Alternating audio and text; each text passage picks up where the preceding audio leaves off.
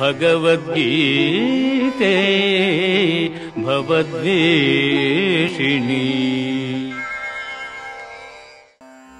వేదేషు యజ్ఞేషు తపస్సు చైవ దానేషు యత్పుణ్యఫలం ప్రదిష్టం అచ్యేతి తత్సర్వమిదం విదిత్వా యోగీ పరం స్థానముపైతి చార్యం.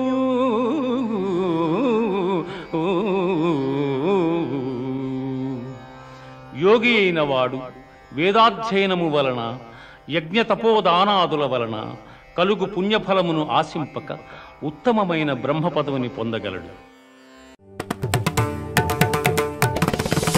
కళా ప్రదర్శిని